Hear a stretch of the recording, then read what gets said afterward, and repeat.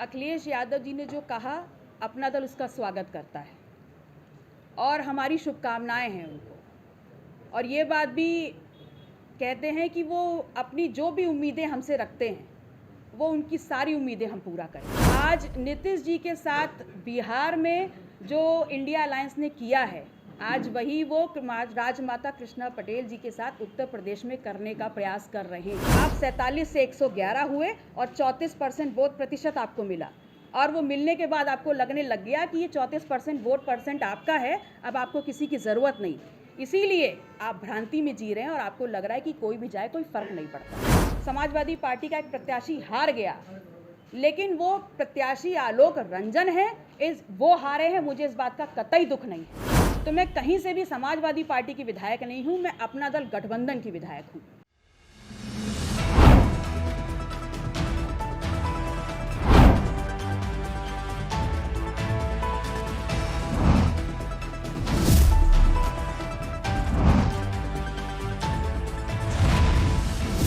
NTV निष्पक्ष, सत्यता की कसौटी।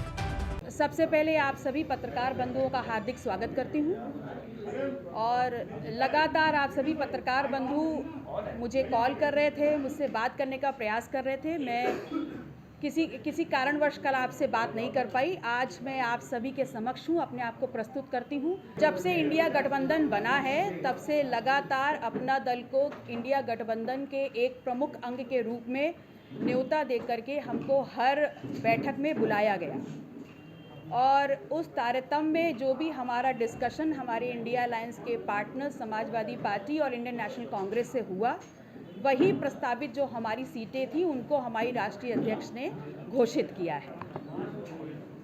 प्राथमिकता के तौर पर मिर्ज़ापुर, फूलपुर और कौशाम्बी सुरक्षित। नहीं, ये जो तीनों सीटें थी, इसको आपने डिस्कस करके घोषित किया? जी बिल्कुल, हमारे इंडिया अलायंस में इसका डिस्कशन हुआ है। जो दो भी अहम पार्टियां हैं इंडिया अलायंस में उत्तर प्रदेश में, उनको इस बात की जानकारी है। फिर सपा ने क्यों पुकार कर दिया मैं वहाँ से, मिर्जापुर से? देखिए, अब उनके बारे में हम क्या कहें। हमें ये पता है कि गठबंधन धर्म में जो हमारी सीमाएं थी, हमने सदैव उसका पालन किया है, और जो भी हमारी प्रस्तावित और डिस्कस्ड सीटें थी हमने उन्हीं को घोषित किया है राष्ट्रीय अध्यक्ष जी के द्वारा। ना उससे एक कम है ना एक ज़्यादा है। अखिलेश यादव ने कल कहा कि ये गठबंधन जो था आपका वो 2022 तक था, 24 में नहीं है, तो आप उस गठबंधन का हिस्सा है या नहीं?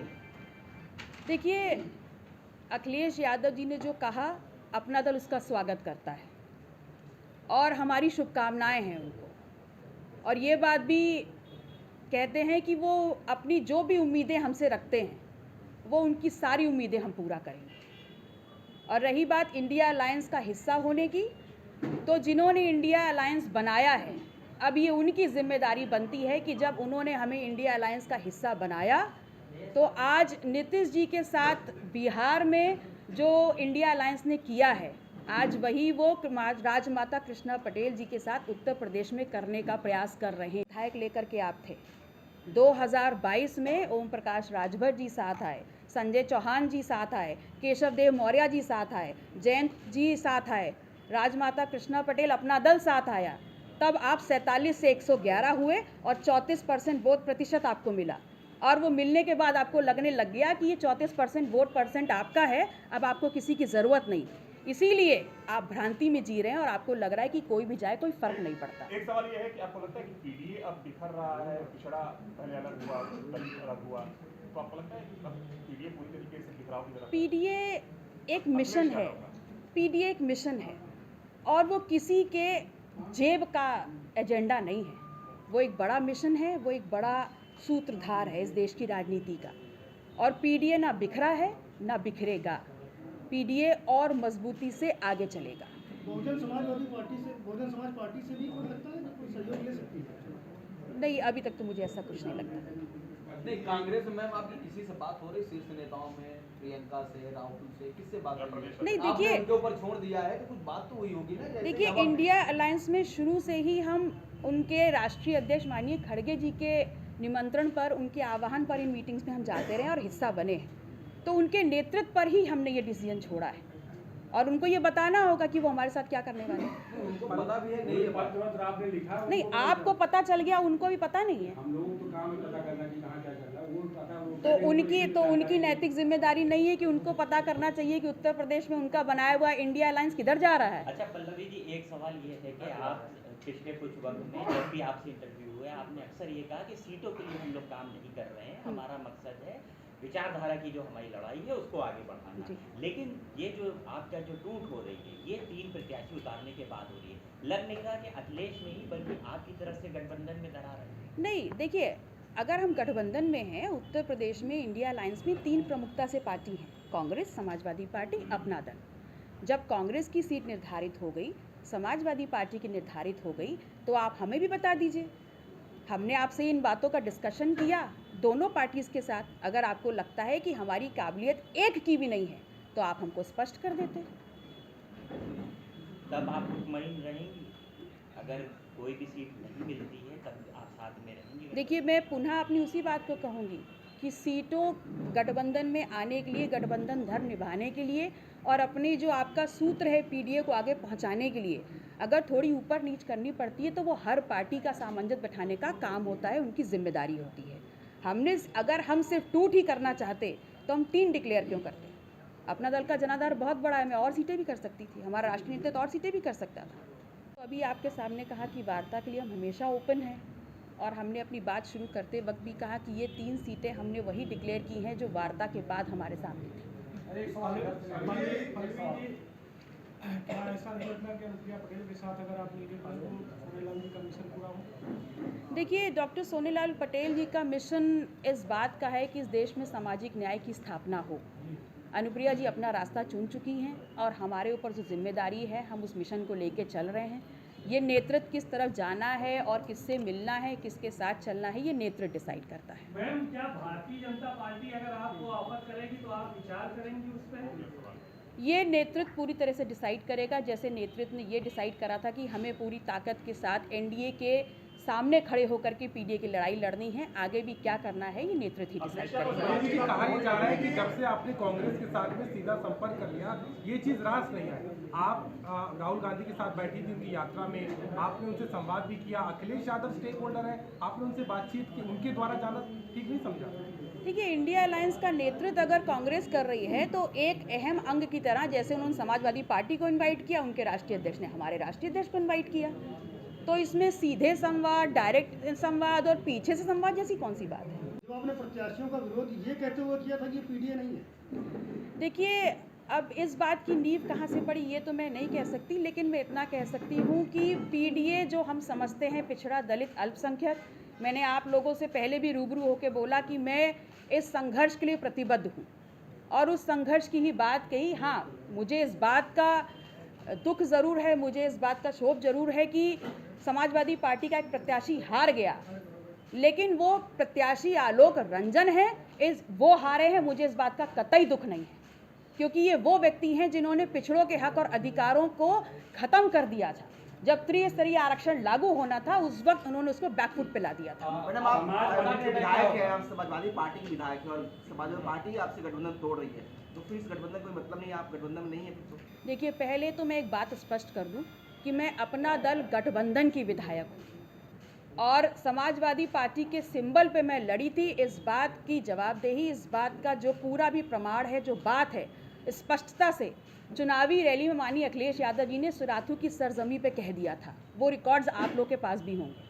तो मैं कहीं से भी समाजवादी पार्टी की विधायक नहीं हूं, मैं अपना दल गठबंधन की विधायक हूं। समाजवादी पार्टी के नेताओं का कहना है आप सिंपल, आपका जो सिंपल है समाजवादी पार्टी का है, गठबंधन टूटता है तो मतलब रास्ते अलग हो जाते हैं। अगर समाजवादी पार्टी आपकी सदस्यता को लेकर विरोध दर्ज कराती है या फिर कोई आपत्ति जताती है तो उसके बाद आपका कदम क्या होगा? देखिए, मुझे ऐसा लगता है कम से कम विरोध, आपत्ति जतानी है तो वो आप तो जता नहीं पाएंगे, वो समाजवादी पार्टी को जतानी है। तो मेरी सदस्यता को लेने का या छीनने का या मुझे निकाल देने का ये सारे अधिकार समाजवादी पार्टी के पास है, तो मांगे ना मुझसे, डर क्यों रहे हैं? समाजवादी पार्टी कह रही है आपने ना तो लिखित में कोई जानकारी दी थी ना मौके पे कोई वार्ता किया, उन्होंने खुद से प्रत्याशी नरेश पटेल का साथ कहना है। अगर हम गठबंधन में हैं तो समाजवादी पार्टी या कांग्रेस ने जो अभी प्रत्याशी उतारे हैं या नहीं उतारे हैं, या सीटों का जो बंटवारा हुआ है उसकी कोई लिखित जानकारी आप लोग के पास आई है क्या?